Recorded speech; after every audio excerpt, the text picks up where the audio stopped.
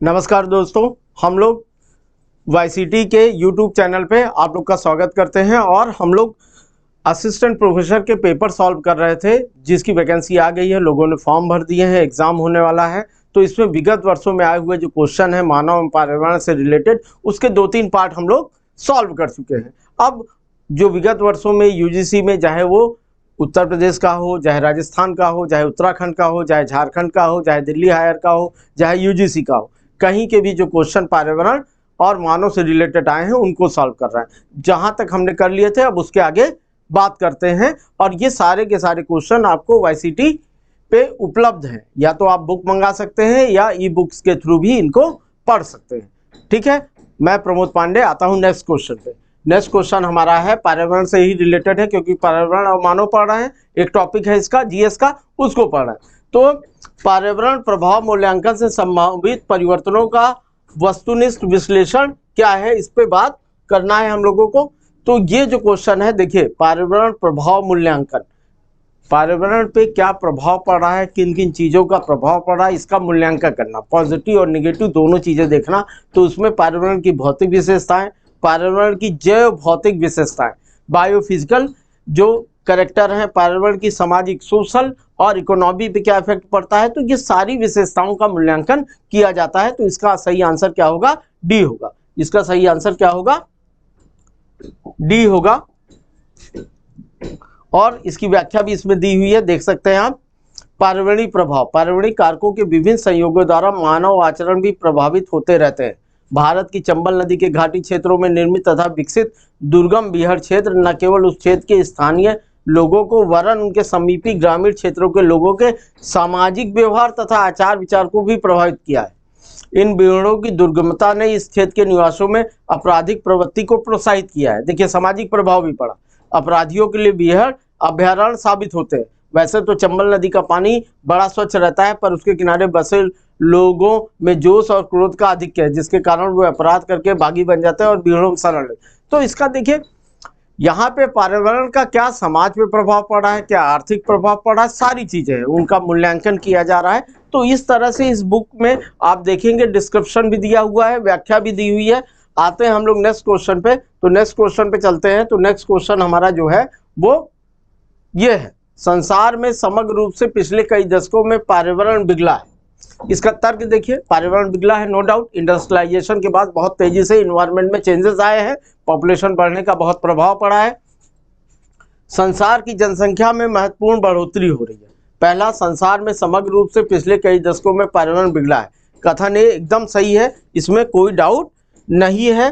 ठीक है, और कारण, संसार की जनसंख्या में महत्वपूर्ण बढ़ोतरी हुई है। बहुत सारे कारण हैं, लेकिन ये भी कारण इसमें इंक्लूड है। तो इसका सही आंसर होगा ए, और सही है, और एक सही स्पष्टीकरण है। देखिए, दिए गए अभिकथन संचार में समग्र रूप से पिछले कई वर्षों में पर्यावरण बिगड़ा है, संसार होना चाहिए था, यहाँ पे थोड़ी सी संसार होना चाहिए था। ठीक है, समग्र रूप से पिछले कई वर्षों में पर्यावरण बिगड़ा है, जिसका प्रमुख कारण संसार की जनसंख्या में महत्वपूर्ण बढ़ोतरी है। अत्यधिक जनसंख्या वृद्धि के कारण संसाधनों पर दबाव बढ़ता गया है, जिसके परिणाम स्वरूप पर्यावरण बिगड़ा है। तो तर्क, कथन भी सही है और उसकी व्याख्या भी सही है, क्योंकि बहुत सारे कारण हैं, लेकिन जनसंख्या भी उसमें महत्वपूर्ण कारण है। तो ये तरह के क्वेश्चन और इनकी इस तरह से व्याख्या जब आप पढ़ेंगे तो आपको कहीं भी डाउट नहीं रह जाएगा। आगे पीछे के सारे क्वेश्चन, और देखिए ये क्वेश्चन कहाँ आया हुआ है, ये भी आप देख सकते हैं। ये क्वेश्चन देखिए, यूजीसी नेट जेआरएफ जून 2010 में आया हुआ क्वेश्चन है। अब आते हैं हम लोग नेक्स्ट क्वेश्चन पे। नेक्स्ट क्वेश्चन जो हमारा है वो कौन सा है? वो है, भारत में शक्ति खंड में भाग की दृष्टि से ऊर्जा के स्रोतों का सही क्रम। देखिए, भारत एक ऐसा देश है जहाँ पे ऊर्जा के जो स्रोत हैं अभी भी सबसे ज्यादा कौन सा है? थर्मल है। अभी भी सबसे ज्यादा कौन सा है? थर्मल है। तो तापीय तो नंबर 1 पे ही है, लेकिन दूसरे पे हम देख रहे हैं अब क्या चला गया है? न्यूक्लियर चला गया है। तीसरे पे जलीय है, और चौथे पे विंड वाला है। वायु प्रदूषण, वायु के द्वारा जो बिजली पैदा की जाती है विंड टरबाइन से, तो टरबाइन के द्वारा है। तो इसका सही आंसर ए होना चाहिए। ये समय के हिसाब से पहले तापीय था, फिर जलीय था, फिर न्यूक्लियर था, फिर वायु था, लेकिन अब ये नए डाटा के हिसाब से बदल गया है। भारतीय जो तापीय, न्यूक्लियर और जलीय वायु, ये क्रम है। ये हर बार डाटा बदलता रहता है तो इसको आपको देखना पड़ेगा। देखिए ये भी क्वेश्चन जो आया हुआ है, ये क्वेश्चन यूजीसी नेट जेआरएफ जून 2011 में आया हुआ है। तो यहाँ हम उन्हीं क्वेश्चनों पे बात कर रहे हैं जो आपके एग्जाम में आए हुए हैं और जिनके आने की और उनसे संबंधित क्वेश्चनों के आने की संभावना बहुत ज़्यादा है। ज़्यादा से ज़्यादा आप लोग चैनल को सब्सक्राइब कीजिए, लोगों को शेयर कीजिए, जिससे आपके भाई बंधु जो हैं चीज़ों को जान सके और जानकारी इकट्ठा कर सके। ठीक है, नेक्स्ट क्वेश्चन पे आते हैं। नेक्स्ट क्वेश्चन हमारा जो है वो गैर नवीकरण साधनों का समुच्चय क्या है। तो गैर नवीकरण साधनों का समुच्चय क्या है, इसमें से बहुत आसान सा है, लेकिन हमको लगता है हम लोग क्वेश्चन नंबर 69 पे थे, एक क्वेश्चन आगे बढ़ गए हैं, प्रीवियस पे आ जाते हैं। और प्रीवियस क्वेश्चन जो है वो है 60, इसको नहीं किया हम लोगों ने। निम्नलिखित में से कौन सा नवीनीकरण प्राकृतिक संसाधन नहीं है। नवीनीकरण प्राकृतिक संसाधन नहीं है। पहले नवीनीकरण प्राकृतिक संसाधन क्या होता है इसको भी समझना चाहिए।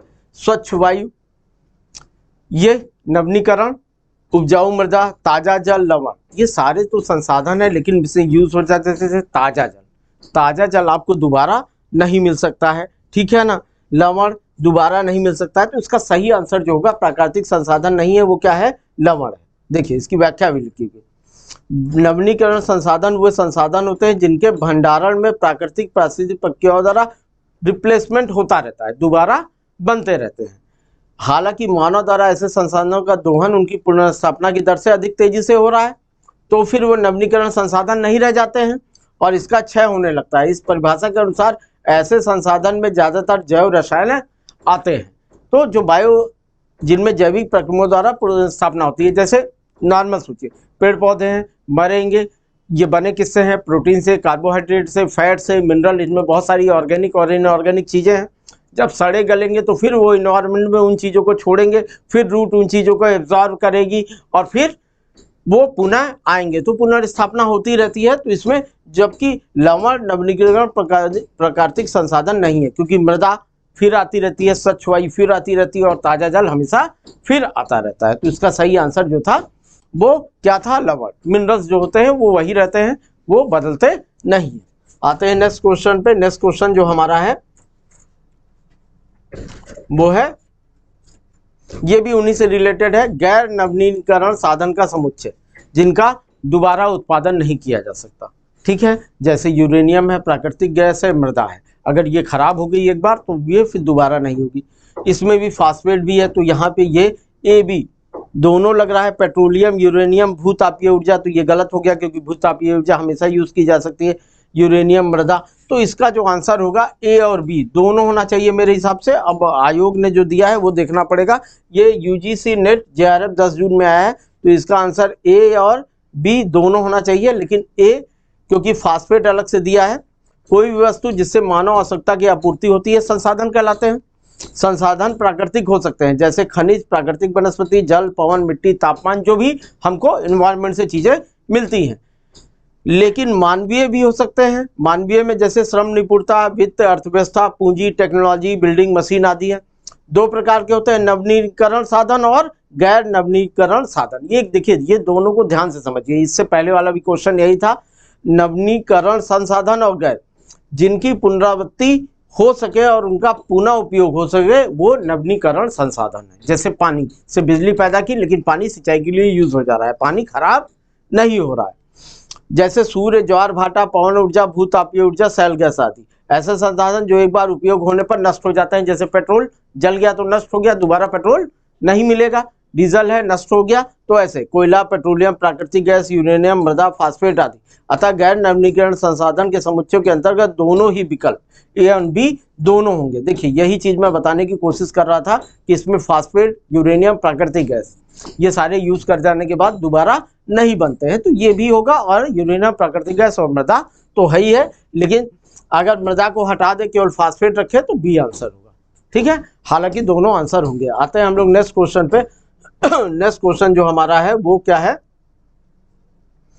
वो है hydrogen fuel cell vehicles produce which one of the following chemical exhaust. अब देखिए एक नॉर्मल सी बात समझिए, कोई भी चीज जलती है, जैसे कार्बन जला, पेट्रोल जला, ऑक्सीजन से रिलेट किया और क्या बनाया, कार्बन डाइऑक्साइड। जब तक ऑक्सीडेशन नहीं होगा, उसका दहन नहीं होगा, तब तक ऊर्जा नहीं मिलेगी, प्लस ऊर्जा एनर्जी। उसी तरह हाइड्रोजन जब ऑक्सीजन से मिलेगा तो बनाएगा H2O प्लस ऊर्जा। तो यहां उत्पाद क्या बनेगा, पानी, एकदम।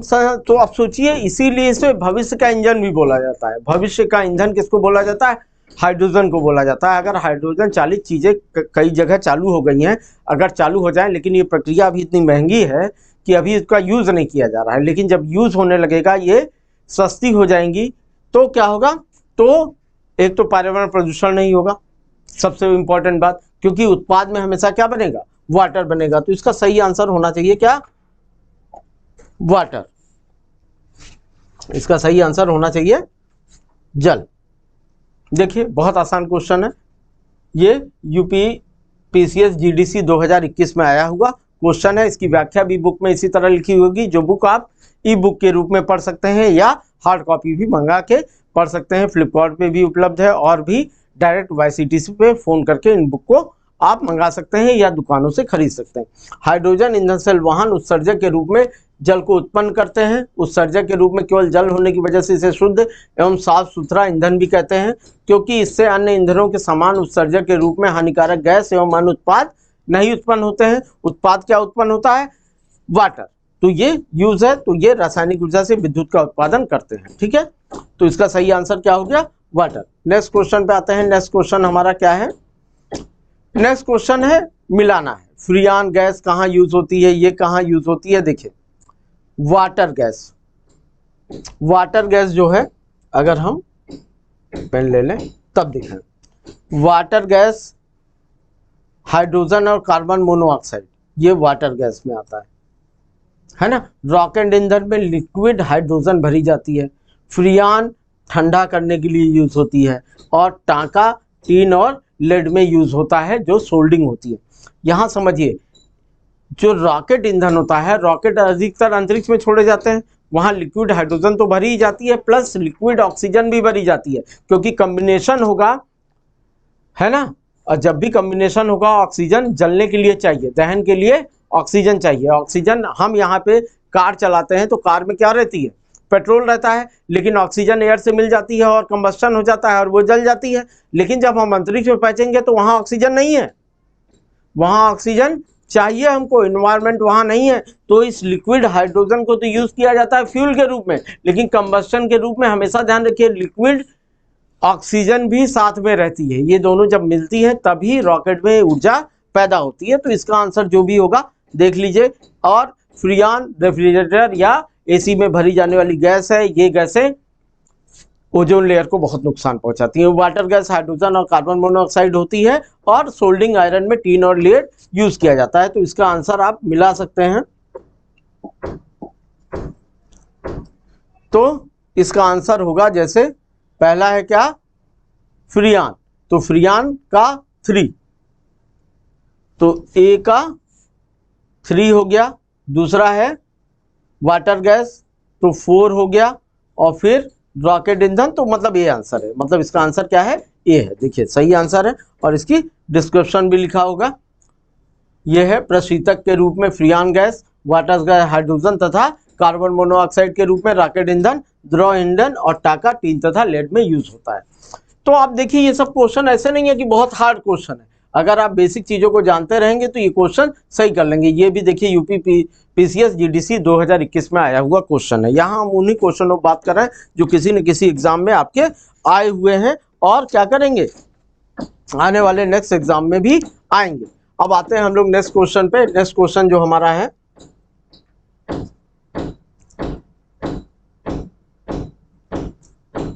इसको देखिए। एंट्रोपी, एंट्रोपी जो होती है, जब तंत्र की ऊर्जा बढ़ती है तो निम्नलिखित कौन सा कथन सही होगा। जब तंत्र की ऊर्जा बढ़ेगी तो एंट्रोपी भी बढ़ेगी। तंत्र की एंट्रोपी बढ़ती है, एकदम सही बात है। Entropy of the system decrease, तंत्र की एंट्रोपी घटती है, नहीं।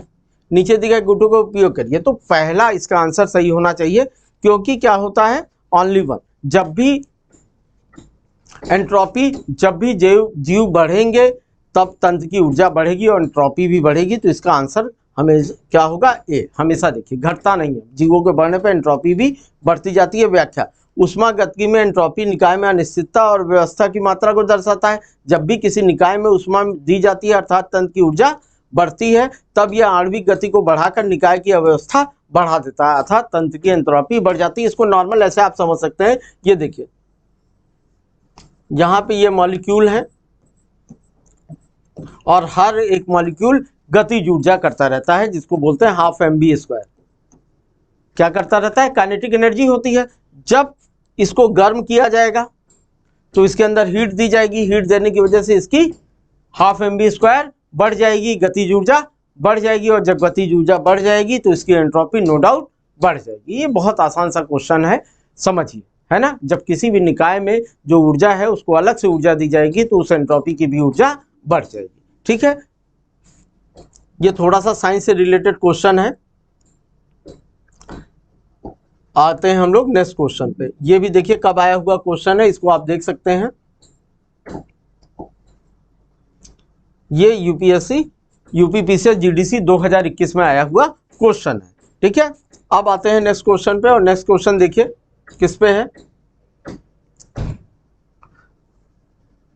बहुत आसान सा क्वेश्चन है, चेरनोबिल ट्रेजेडी। ये ट्रेजेडी जो हुई थी जब Russia, USSR, United state of Soviet रूस जो था, उसमें एक जगह है, क्या कहते हैं, कहाँ? यूक्रेन। यूक्रेन आज भी बहुत फेमस है। किसके लिए? इसको वर्ल्ड बास्केट बोला जाता है, ब्रेड बास्केट भी बोला जाता है, क्योंकि यहाँ सबसे अधिक जौ और गेहूं पैदा होता है ना।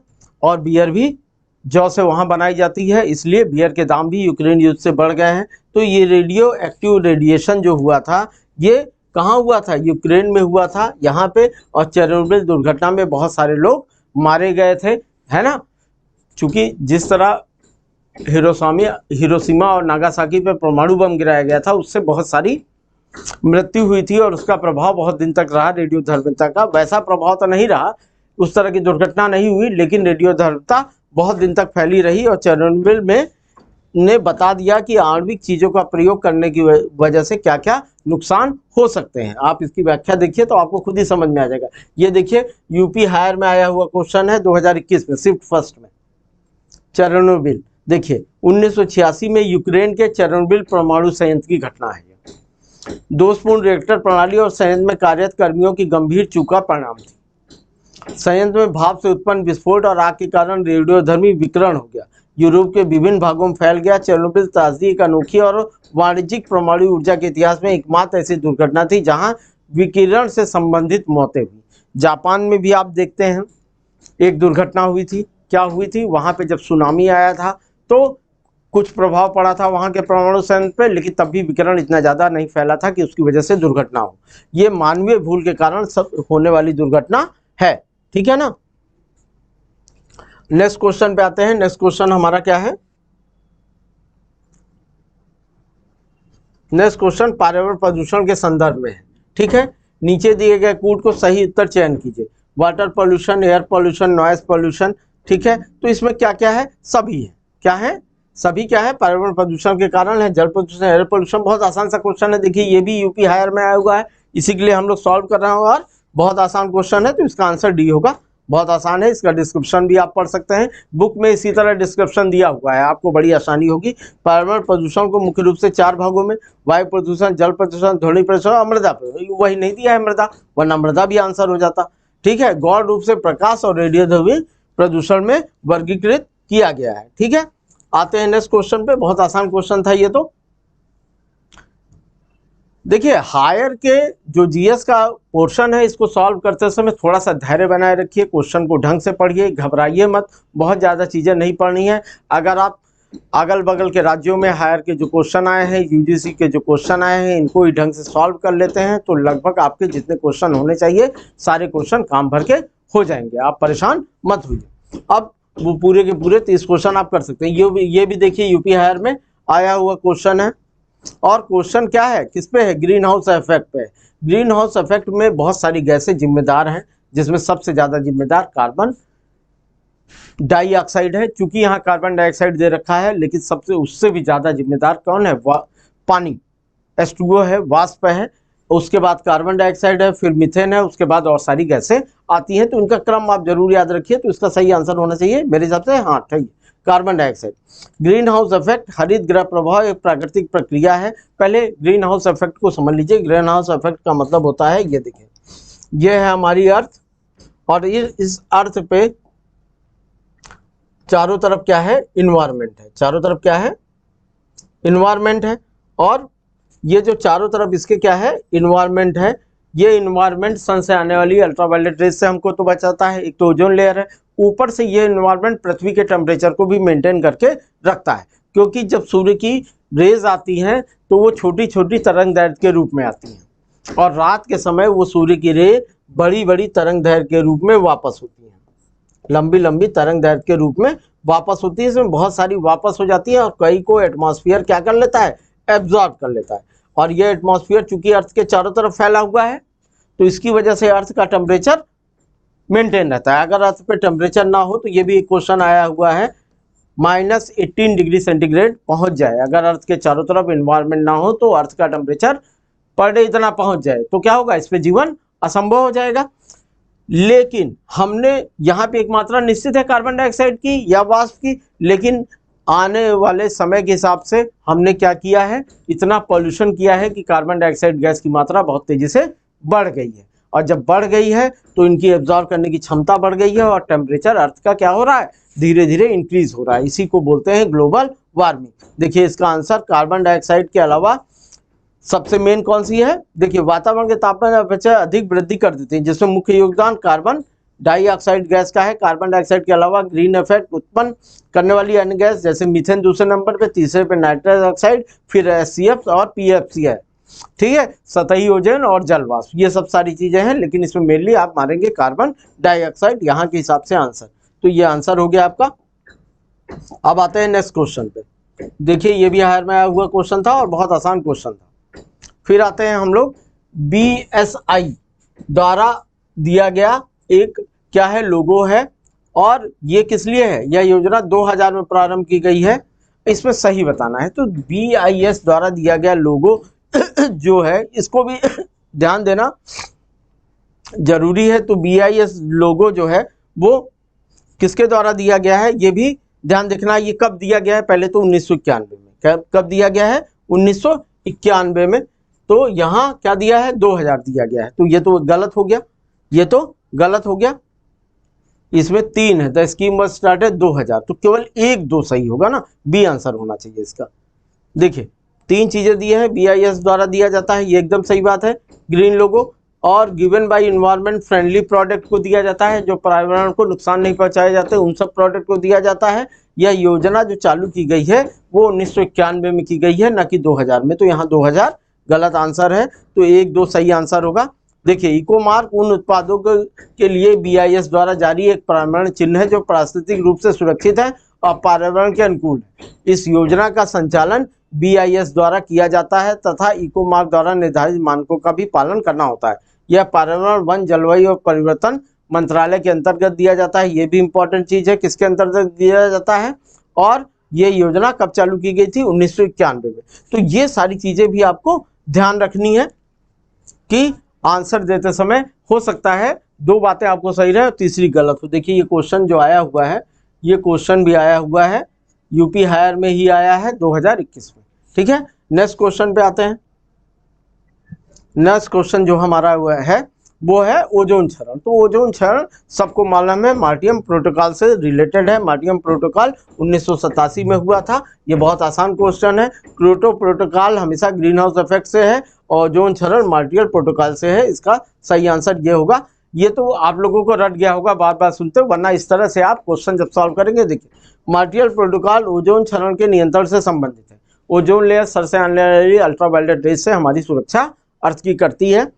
ओजोन परत को नष्ट करने वाले पदार्थों पर वर्ष 1985 में वियना समझौता हुआ, और 1987 में मार्टियल संधि प्रस्ताव पारित हुआ, जिसमें 43 देशों के प्रतिनिधि। देखिए ये सब एक्स्ट्रा जानकारी है जो आपको मिल रही है। कितने देश शामिल हुए थे ये भी पूछ सकता है। 40 देश हुए थे। भारत लंदन में 1992 में शामिल हुआ। ये भी सबसे इम्पोर्टेंट चीज़ है, ये भी एग्जाम में, आने वाले एग्जामों में आपसे पूछा जा सकता है कि भारत कब शामिल हुआ, तो 1992 में शामिल हुआ। ये भी चीज़ें आपको जाननी चाहिए, ठीक है ना। आते हैं नेक्स्ट क्वेश्चन पे, बहुत आसान सा क्वेश्चन था ये। नेक्स्ट क्वेश्चन हमारा जो है वो किससे, निम्न के किस प्रकार के प्राकृतिक खतरों से मनुष्य को नुकसान पहुंचने की सबसे अधिक संभावना होती है। तो अगर मनुष्य को नुकसान जो सबसे अधिक, चाहे आज के ज़माने में चाहे पुराने ज़माने में, सबसे अधिक जो नुकसान आप देखते हैं, हड़प्पा सभ्यता का अंत भी हो गया इसी बाढ़ के कारण। तो अकाल और बाढ़ ये सबसे बड़ी समस्या है, क्योंकि जालों की उद्भेदन जहाँ होता है वहाँ अधिकतर ह्यूमन पॉपुलेशन नहीं रहती, और वो भी बहुत समय में होता है, हो सकता है हजारों सालों में एक बार हो। जंगल में आग एक निश्चित एरिया में लगेगी, और भूकंप भी एक निश्चित एरिया में आएगा। इनसे नुकसान होने की कम संभावना है, लेकिन अकाल और बाढ़ बहुत ज़्यादा नुकसान पहुंचाते हैं। इसका सही आंसर ये होगा। देखिए कितना आसान सा क्वेश्चन है ना। तो मनुष्य पर दुष्प्रभाव डालने वाले प्राकृतिक परिवर्तनों को प्राकृतिक आपदाएं कहते हैं। इनमें से जनधन की अधिक हानि पहुंचती है। इसमें ज्वालामुखी उद्भेदन, भूकंप, सागर कंप, सूखा, बाढ़, चक्रवात, मृदा अपरदन, है ना, सुनामी, बहुत सारी चीजें हैं। लेकिन इसमें सबसे अधिक दुष्प्रभाव अकाल और बाढ़ से पड़ता है। अगर वर्षा नहीं होगी तो अन्न की कमी हो जाएगी, बाढ़ आएगी तो सारी फसलें नष्ट हो जाएंगी, आवास नष्ट हो जाएंगे, परिवहन के साधन नष्ट हो जाएंगे, तो बहुत सारा नुकसान पहुंचता है। आते हैं नेक्स्ट क्वेश्चन पे। नेक्स्ट क्वेश्चन देखते हैं, ये क्वेश्चन नंबर 70 था।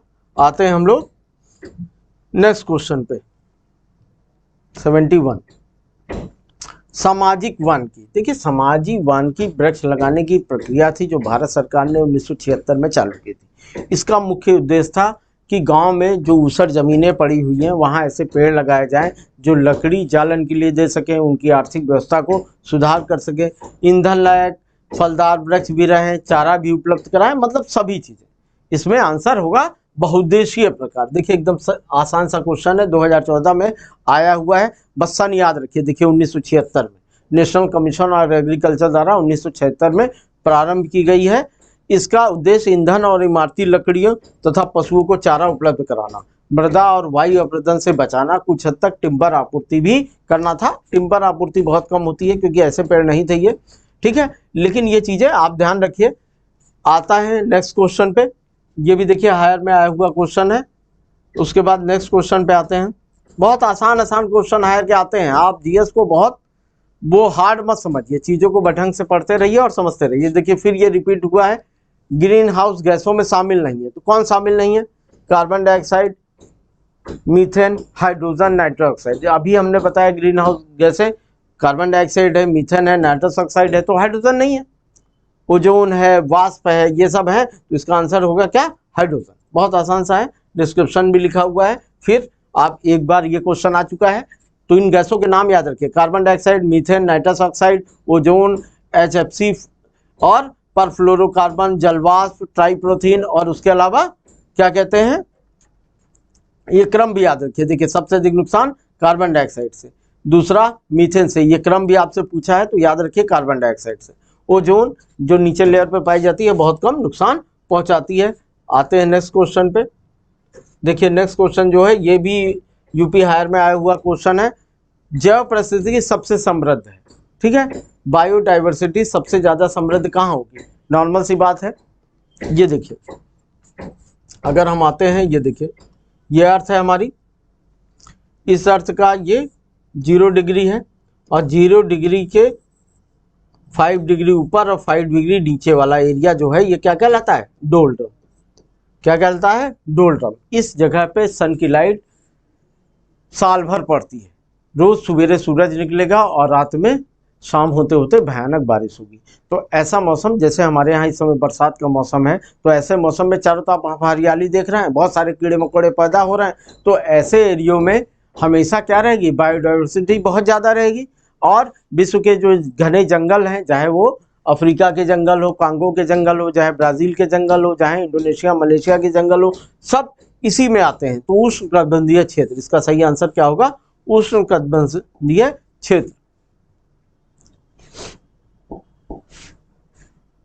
ट्रॉपिकल एरिया जो होता है, ये देखिए 10 डिग्री उत्तरी 10 डिग्री दक्षिण, नॉर्मली 5 डिग्री ऊपर और 5 डिग्री नीचे डोलड्रम होता है, लेकिन थोड़ा बहुत ऊपर नीचे का, जैसे भारत का केरल वाला हिस्सा आ जाता है, अंडमान निकोबार 8 डिग्री पे है वो भी आ जाता है। तो ये सारी चीज़ें आ जाती हैं, बहुत आसान है। अगला नेक्स्ट क्वेश्चन जो हमारा है वो ओजोन के संदर्भ में है। ओजोन कहाँ उपस्थित है? देखो स्ट्रेटोस्फेयर में उपस्थित है ओजोन, ठीक है। समताप मंडल में ओजोन हरितगृह प्रभाव के लिए उत्तरदायी है, ये एकदम गलत है। वायुमंडल में ओजोन क्लोरोफोर, क्या गलत है? तो ओजोन लेयर किसके लिए है? ग्रीन हाउस गैस के लिए नहीं है, सन से आने वाली अल्ट्रावायलेट रेज को रोकती है। तो इसका ये गलत बताना है तो ये गलत है। क्षोभमंडल में खराब ओजोन उपस्थित हुई, एकदम सही है। वायुमंडल में ओजोन क्लोरोफ्लोरोकार्बन द्वारा नष्ट होती है। लगभग 1 क्लोरोफ्लोरोकार्बन का अणु, याद रखिए, ओजोन के लगभग 6 लाख अणुओं का नुकसान करता है। ओजोन पृथ्वी की सतह को सूर्य के हानिकारक अल्ट्रावायलेट रेज से बचाती है, एकदम सही है। तो ये बी आंसर होना चाहिए इसका, यही गलत है। देखिए, क्षोभमंडल में खराब ओजोन प्रदूषक के रूप में पाई जाती है, सही है। यह ओजोन मानव निर्मित कारकों से निकलती है। ओजोन परत पृथ्वी के समताप मंडल में पाई जाती है, ये लगभग 10 किलोमीटर से 50 किलोमीटर तक, और यह सूर्य की अल्ट्रावायलेट रेज से पृथ्वी को आने से रोकती है और हमारी सुरक्षा करती है। इसकी वजह से पेड़ पौधे नष्ट हो जाएंगे, हमको स्किन कैंसर हो जाएगा। तो ये सारी चीज़ें आप याद रखिए, बहुत आसान सा है। आते हैं नेक्स्ट क्वेश्चन पे। नेक्स्ट क्वेश्चन जो हमारा है 75 किस पे है? विकासशील देशों में नगरीय ठोस अपव्यय की संरचना में खाद्य अपवर्जक के अंश की प्ररूपी सीमा क्या है? कई क्वेश्चन आपको हिंदी में पढ़ने में थोड़ा सा टिपिकल लगेंगे, तो हिंदी में इंग्लिश में थोड़ा पढ़ लिया करिए तो आसानी रहेगी। In developing countries the fraction of food waste, अब आपको फूड वेस्ट समझ में आ गया होगा, ऑर्गेनिक खाद्य पदार्थ जो हम निकालते हैं wastage, in the composition of municipal solid waste is typical in the range, है ना। सबसे अधिक कितना होता है? 40% से अधिक होता है, सबसे अधिक यही होता है ठोस अपशिष्ट जो निकलता है। तो ये हमेशा इसका आंसर डी 40% से अधिक होता है। देखिए, एकदम सही व्याख्या है और एकदम सही आंसर है। आते हैं नेक्स्ट क्वेश्चन पे। नेक्स्ट क्वेश्चन जो हमारा रिलेटेड है वो फिर आ गया किससे?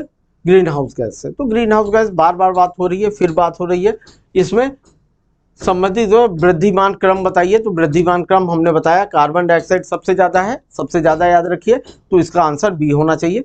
देखिए, ये बार बार बात हो चुकी है और इसका क्रम भी अभी मैंने पीछे भी बताया था, इसको भी आप रट लीजिए, एक बार रटे रहेंगे ये एग्जाम में हमेशा। देखिए, ग्रीन हाउस गैस हो गई, उसके अलावा ओजोन लेयर, ओजोन के क्षरण करने वाली चीज़ें, इन सब से क्वेश्चन हमेशा रहता है, चीज़ें समझिए। अब ये जो ग्रीन हाउस होता क्या है, आप देखिए, जो डेनमार्क, स्वीडन ऐसे देश हैं जहाँ पे ठंड बहुत ज़्यादा पड़ती है, टेम्परेचर बहुत कम रहता है, वहाँ पे इस तरह के हाउस बनाए जाते हैं और इसमें ग्लास लगा दिया जाता है, और इस ग्लास में सन की लाइट तो आ जाती है लेकिन सन की लाइट वापस नहीं जाने पाती, जिससे यहाँ पे हरी सब्जियाँ, है ना, टमाटर, गाजर, ये सब उगाया जा सकता है, क्योंकि पौधे एक निश्चित टेम्परेचर पे ही उगते हैं। तो ऐसे जगह को ग्रीन हाउस बोला जाता है। क्या बोला जाता है? Green house. और पूरी पृथ्वी के लिए इसी को ग्लोबल वार्मिंग या ग्रीन हाउस इफेक्ट बोला जाता है। तो इसमें सबसे अधिक कार्बन डाइऑक्साइड है, एकदम आसान सा आंसर है।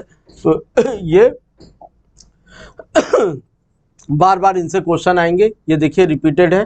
फिर ये 2019 में आया, अभी आपने देखा था ये 2021 में भी ये क्वेश्चन आया हुआ था। तो इस तरह के क्वेश्चन बार बार आएंगे, तो इन पे ध्यान दिए रहिए, इसको समझते रहिए। अगर नेक्स्ट क्वेश्चन पे आते हैं, तो संयुक्त राष्ट्र संघ जलवायु परिवर्तन के फ्रेमवर्क में सम्मेलन जो हुआ के उद्देश्य को दर्शाता है। अब ये जो सम्मेलन हुआ है, ये किसके उद्देश्य को दर्शाता है, इसको समझने के लिए इस सम्मेलन से रिलेटेड चीज़ें देखनी चाहिए। तो इसका आंसर हमेशा क्या होगा? Green house gas. क्या होगा? ग्रीन हाउस गैस, क्योंकि ये संयुक्त राष्ट्र संघ जलवायु परिवर्तन फ्रेमवर्क में ग्रीन हाउस गैस के कारण क्या हो रहा है?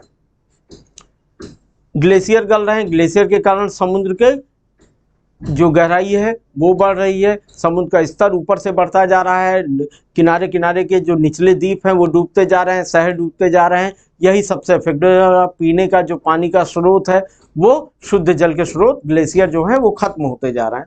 तो ये ग्रीन हाउस से रिलेटेड है, संयुक्त राष्ट्र संघ जलवायु परिवर्तन फेज।